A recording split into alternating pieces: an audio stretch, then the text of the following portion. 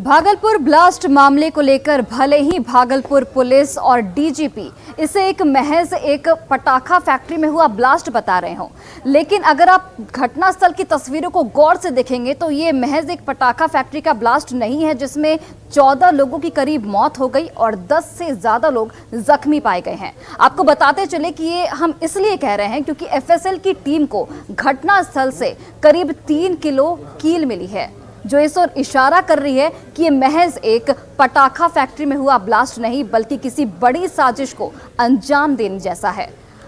घटनास्थल से ज्यादा जानकारी दे रहे हैं हमारे सहयोगी अमित कुमार।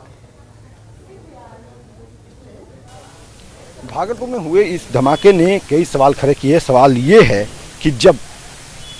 यहाँ पे अवैध पटाखा फैक्ट्री चल रहा था, जैसा कि भागलपुर के जो डीआईजी हैं, एसएसपी हैं, यहाँ तक कि डीजीपी ने भी कहा कि यहाँ पे सिर्फ अवैध पटाखे फैक्ट्री थी और उसमें विस्फोट हुआ जिसके कारण से ये घटना हुई है। लेकिन सवाल यहाँ ये है कि जब यहाँ पे अवैध पटाखा फैक्ट्री चल रही थी तो उसमें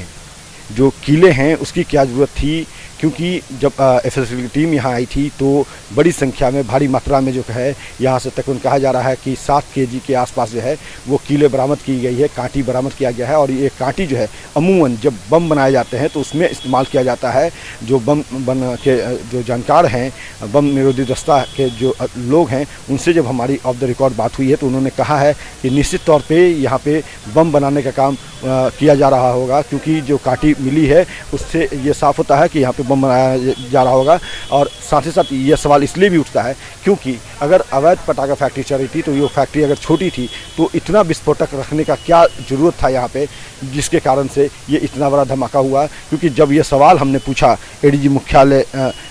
जो है ADG law and order Sanjay Singh से कि क्या यहाँ पे RDX रखा गया था, तो उन्होंने फौरी तौर पे तो कुछ नहीं कहा, लेकिन यहाँ पे ये सवाल जरूर उठाया कि इतनी विस्फोटक की ज़रूरत जो है वो एक पटाखा फैक्ट्री में नहीं हो सकती है। पटाखा बनाने के लिए अगर कह सकते हैं कि 5 किलो 10 किलो यहाँ तक कि अगर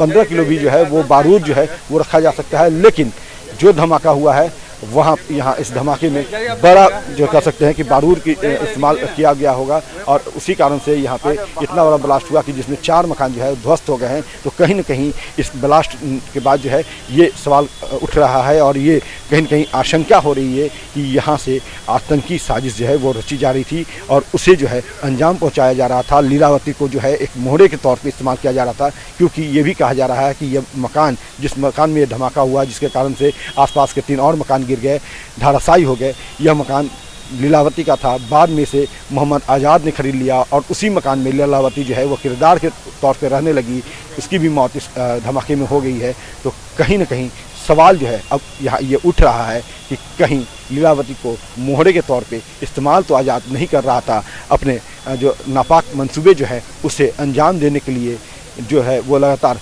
कोशिश तो नहीं कर रहा था, क्योंकि आगे वो ग्रिल का काम करता था, पीछे पटाखे का ये जो है अवैध कारोबार हो रहा था और उसमें इतने बारूद लाए गए थे कि जब वो विस्फोट हुआ तो 4 मकान धराशायी हो गए। तो अब इन सवालों का जो है जवाब ATS और एफएसएल जो है अपने स्तर से ढूंढ रही है, तलाश रही है। जवाब कब आता है, क्या मामले सामने आते हैं, इस पर सबकी नज़र है, लेकिन कहीं ना कहीं बू जो है वो बारूद के सुगंध के साथ साथ आतंक की